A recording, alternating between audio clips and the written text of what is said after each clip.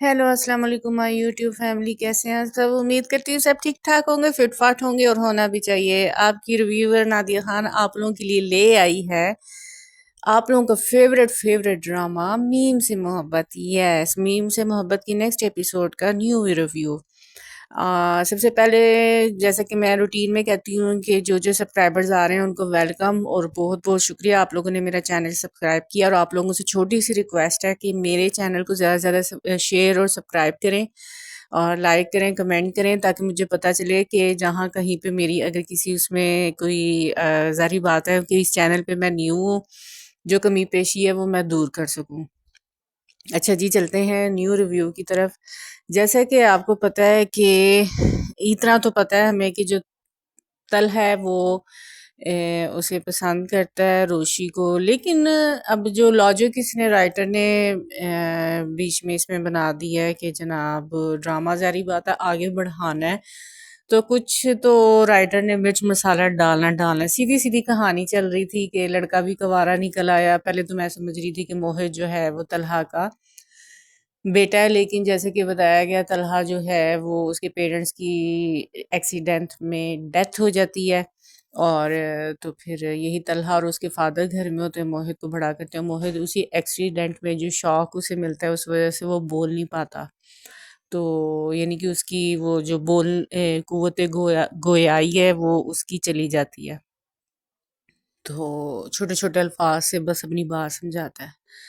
अब जनाब जो चलते हैं रोशी और तलहा के मसले की तरफ। तलहा और रोशी जो है उन्होंने अब रोशी उसकी तरफ, कहते हैं ना लॉ ऑफ अट्रैक्शन, जब भी आप एक इंसान की तरफ बहुत ज़्यादा झुकना शुरू कर देते हैं ना तो आपको लोग फॉर ग्रांटेड लेना शुरू हो जाते हैं।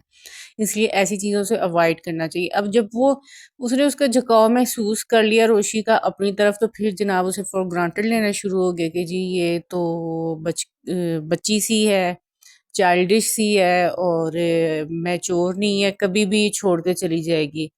अल्लाह जाने ये राइटर ने क्या सोच के तलहा के दिमाग में ये बात डाली है। ज़ाहिर बात है इसमें तो मैं यही कहूँगी ना, राइटर ने इसके दिमाग में बात डाली है, लिखा तो उसने है ये। तो अब कहानी बढ़ाने वाली बात है ना, सबीका दोबारा वापस आ गई है, उसकी एक्स फियांसी, जिस वजह से वो तलहा के जो फादर हैं वो खुश भी नहीं है और रोशी से डिस्कस कर रहे थे ये पता नहीं दोबारा इसकी लाइफ में क्यों आ गई है, पहले भी इसने इसको बहुत तकलीफ दी थी। अब जो सबीका है वो ऑफिस में एक प्रोजेक्ट में काम कर रही है, प्रोजेक्ट के बहाने वो नज़दीकियां बढ़ाने की कोशिश कर रही है तलहा के साथ।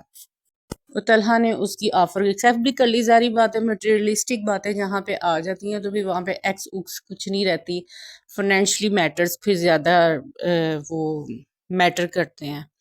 तो इसी तरह उसने भी उसके फाइनेंशियली प्रोजेक्ट में जो है उसके साथ हिस्सा लिया है। तो फिर जो रोशी है वो बड़ा वो कह कू के जनाब क्या आप मुझे बड़े उर्दू में शेर व शायरी के स्टाइल में ना उसने उसे रिक्वेस्ट की कि मुझे अपने प्रोजेक्ट में शामिल कर ले। तो तलहा एग्री कर लेते, उसे शामिल कर लेते, लेकिन सबीका जब वो नोट करती है कि आप तो अभी न्यू एंट्री हैं, क्योंकि वो कॉलेज भी साथ साथ अपनी उसने कंटिन्यू रखा हुआ है रोशी ने, तो आप इस प्रोजेक्ट में कैसे। तो तलहा ने आराम से उसे डिफेंड कर लिया कि भाई मैंने इसको जो है वो इसमें हायर किया है, इस प्रोजेक्ट में ऐड किया है।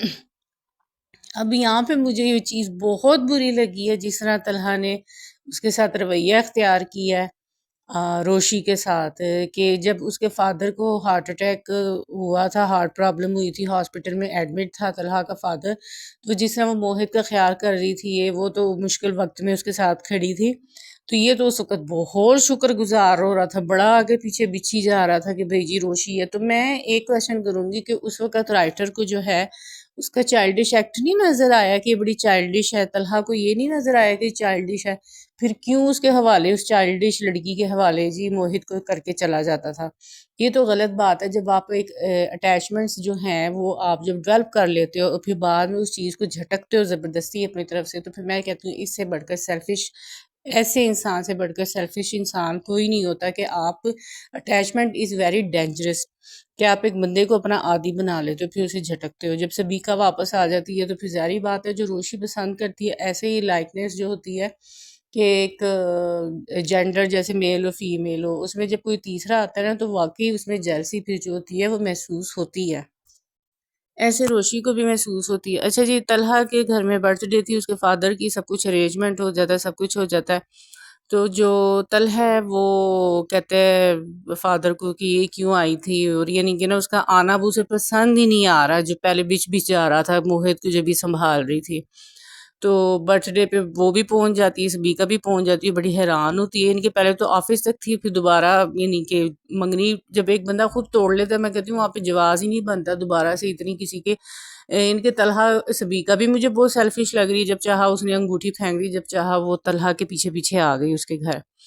لیکن یہاں پہ یہ دونوں سیلفش لوگوں نے یہ کیا ہے کہ جب کیک کاٹا تو پھر کیا ہے، سبیکا کو اس نے کھلایا ہے اور اس کو نہیں دیا، اس کے ان کے منہ میں سپون سے جو ہے کیک نہیں دیا روشی کو، جو مجھے بھی بہت آکورڈ لگا. وہ بیچاری اتنی یعنی کہ نا مجھے اس پہ بیچاری پہ اتنا ترس سا آیا نا کہ دیکھو کیسے اس کو یہ ڈیگریڈ کر رہا ہے، ذلیل کر رہا ہے اس وقت اس کو.